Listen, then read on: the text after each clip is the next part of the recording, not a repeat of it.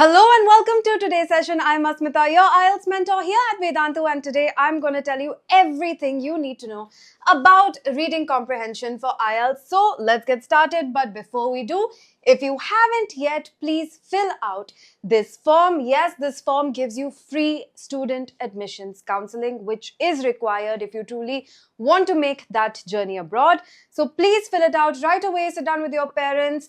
Make use of it while it's still free. All right, now reading comprehension, I wouldn't say is the hardest section of the exam. I know a lot of you struggle with the speaking section more than you do with the reading section. But the problem with academic reading is, number one, there's a lot to read and you don't have enough time. You have to do everything in about 60 minutes, which is quite heavy on pressure. So here, time pressure is the one thing that's going to be your first and foremost challenge. The second thing is academic IELTS usually has a lot of scientific articles, and it's heavy on scientific terminology, and not just scientific. If it has to do with anthropology or sociology, then you have terms that are really technically heavy, and that is the reason why some students struggle with this. So before we dive into the strategies, it's important to know why these passages feel hard, because hey, if you're going to a doctor asking them what's wrong with you, you at least need to know your symptoms. So these are the symptoms. It's a lot of academic content, like I said, heavy on technical language. Vocabulary can be dense. I wouldn't say vocabulary is a big challenge for reading comprehension, primarily because vocabulary doesn't play a direct role. Yes, you need to have a decent vocabulary to understand what is being said, but you're not going to get a question wherein a word is presented to you and you have to tell its meaning. So vocabulary is not a big deal, but yes, you need to have a decent working vocabulary.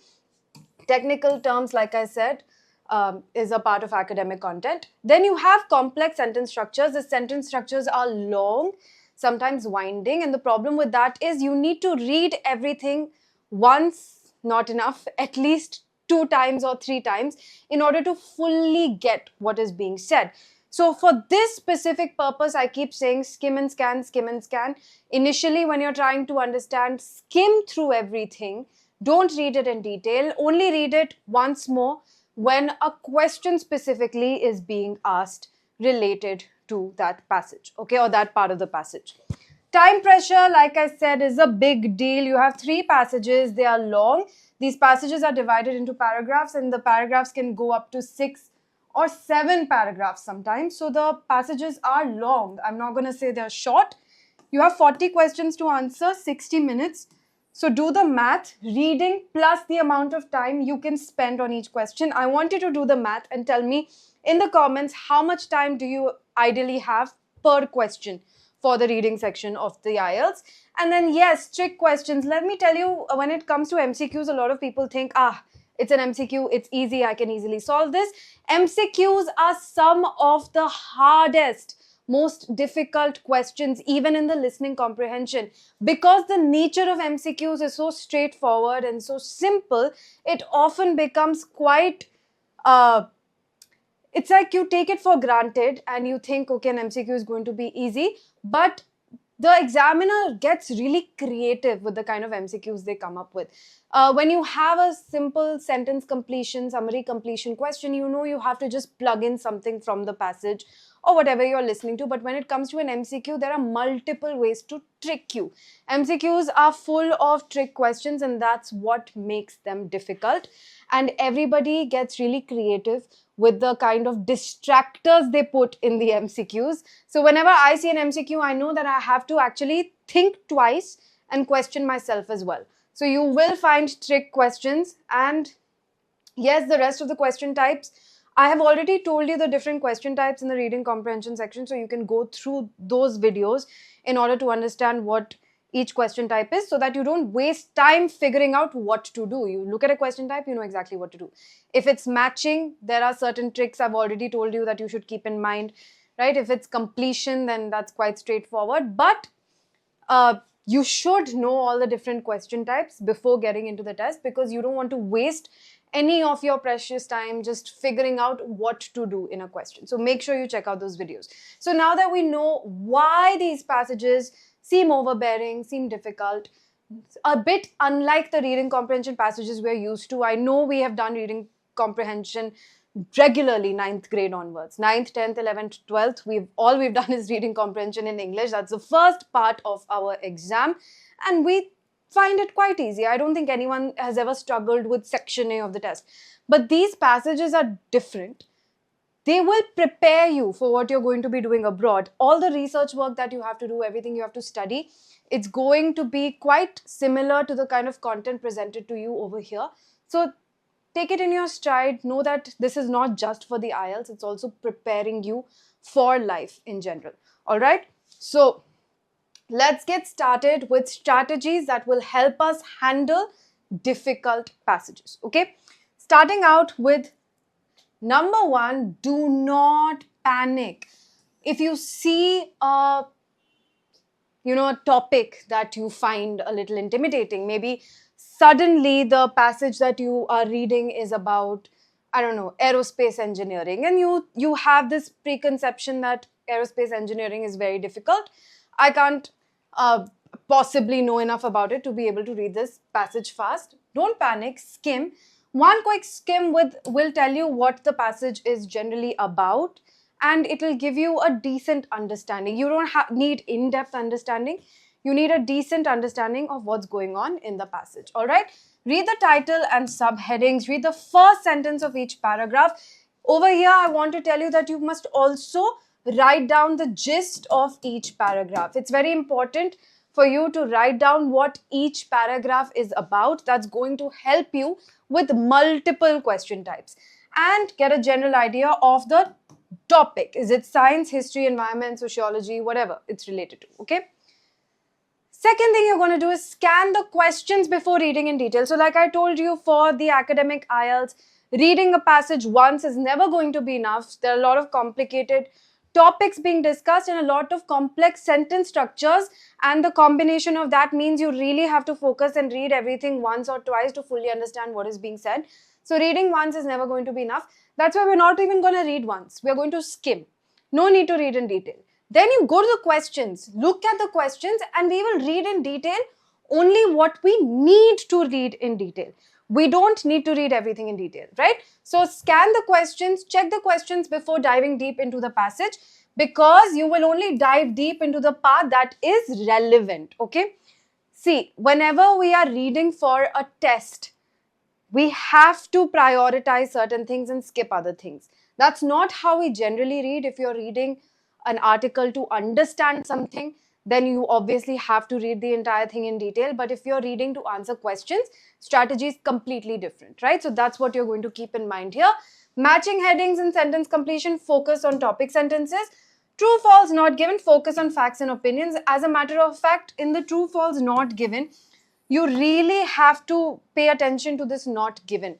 You really have to go into the passage and see if anything related to that is mentioned. If not, then it's not given. I find that this is one of the most confusing question types in reading comprehension. I know I said that MCQ has a lot of potential to throw you off track, but so does true, false, not given, and even yes, no, not given, right? So please really be sure between false and not given. Do a double take, triple take if required. All right, now that we have scanned the questions, use the keyword strategy. Now you have to find keywords in the question and scan for them or their synonyms in the passage. Synonyms become super important when it comes to both reading and listening comprehension. All right. None of the questions are going to be directly addressed to you. You will always have a synonym being given in the question. See, it won't happen that if you have to write something directly from the passage, then you have to write a synonym of that. No, in that case, you have to find a word from the passage. But the way the question is going to be worded, it will be full of synonyms. So you have to look out for them. All right. So here's an example. According to the text, what caused the extinction of the mammoth? So now, caused, extinction, mammoth, these are the important keywords in the question, right?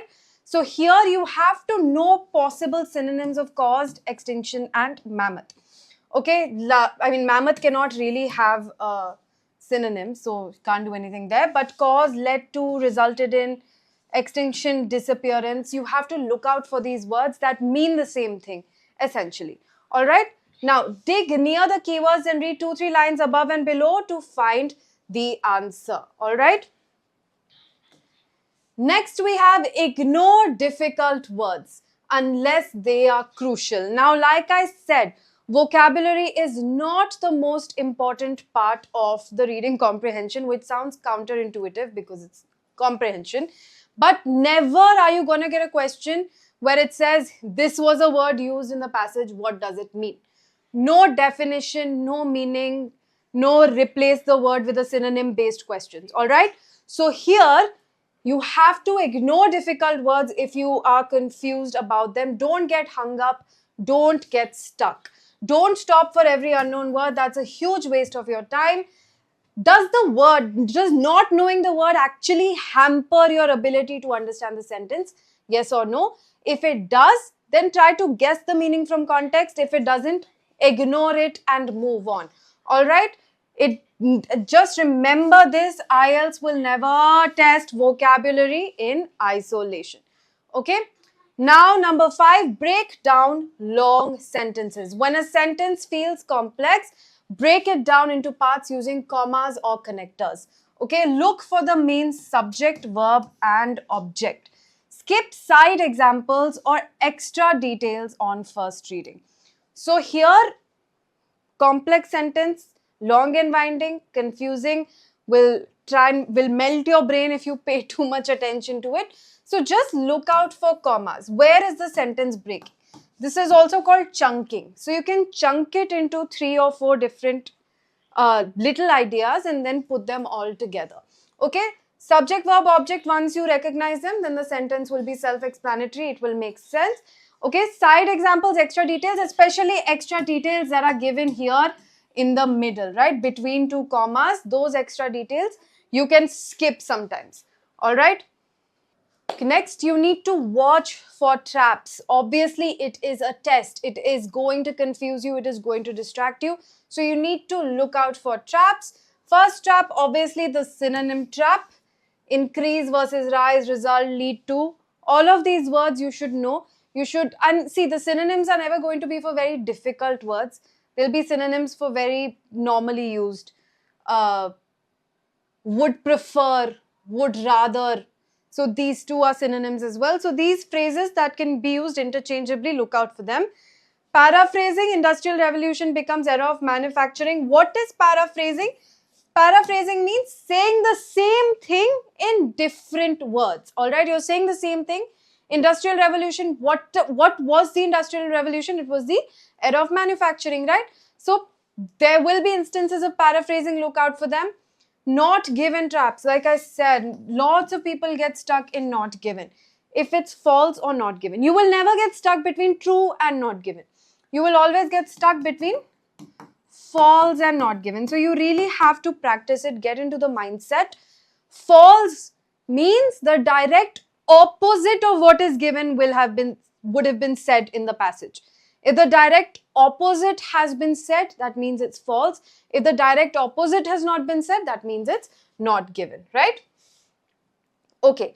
Next, use the paragraph map technique. What is the paragraph map technique? To understand basically what the paragraph is about, draw a quick map. See, you can do this mentally also once you have enough practice. You don't have to do it, you physically note it down. But first, introduction, historical background, example, modern relevance, right? So for matching headings, one second, let me tell you this first. For matching headings, if you have this question type, then while reading the passage, always make sure that you are writing. You have paragraph A, B, C, D, etc. Always make sure you write at least one sentence related to what the paragraph is about. One sentence explaining what is the information in this paragraph. Not only will it help you match headings quite efficiently, but it will also help you go to the exact paragraph that you need to go to.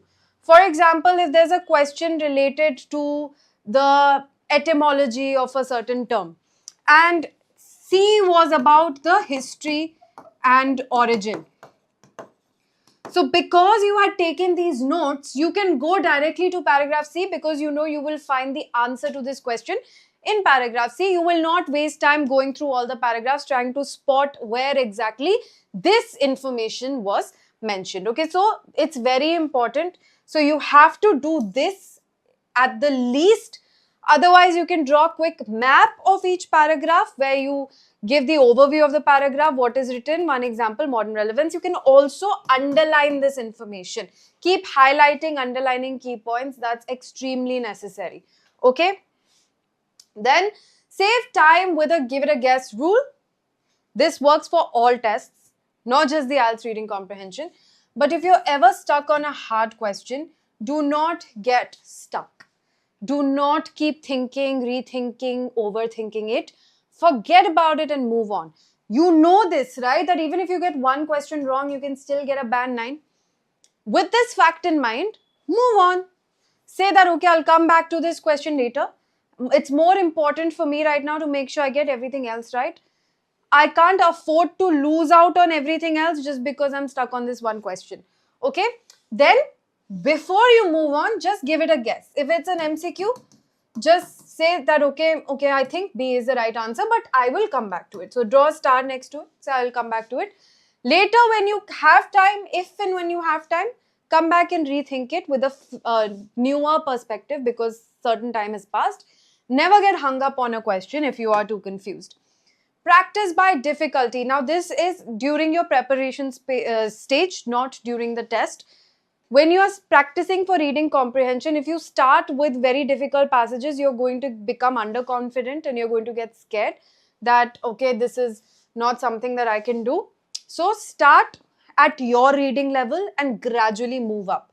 Okay, so easier passages, you can start with some CBSE passages, easier reading comprehension. Then slowly try to build your level up. Go to more complex academic texts like Scientific American, BBC Future, Smithsonian. Okay, and then once you have leveled up to actual academic texts, then when you come to the IELTS reading comprehension, most of it you're going to find quite easy. Okay, but you have to gradually build your level up. If you think from day one you're going to pick the most difficult text and practice with it, then you're going to lose all of your confidence. And finally, time management is of the essence. Time management is key. You can be the most intelligent person, highest IQ. If you don't manage your time well during a test, you are not going to do well. I think half the game in a test situation is being able to manage time. So passage 1, 15 minutes, passage 2, 20 minutes, passage 3, 25 minutes. The reason why this breakdown is given to you is because they increase in difficulty like this. Passage 1 generally easiest, passage 3 generally the most difficult. Passage 1 is also sometimes the shortest. Passage 3, now this is a tendency, it's not a rule. So you know that, you can even divide up your time equally, that's also fine. If you take 20 minutes, that's also cool.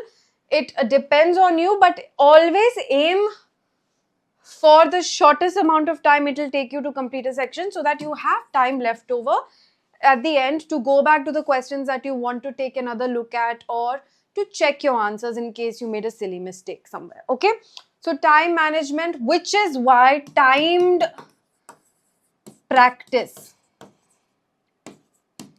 is extremely necessary. Okay, I don't know, this looks like a weird cult drawing, but timed practice is extremely necessary. Please focus on doing timed practice. If you're taking 3 hours to do one reading comprehension test and you get all the answers right, congratulations, you're going to fail. That means nothing because you took 3 hours to do one test. If you have the entire day to take a test, obviously you are going to score much better than when you have a limited amount of time. So time practice is the number one key thing. And that brings me to the end of the video. Hope you found it helpful. If you want more such videos, then make sure to comment, like, share and subscribe to the channel. If you're new, don't forget to follow us on our socials and have a really good rest of the week. I will see you soon. Bye.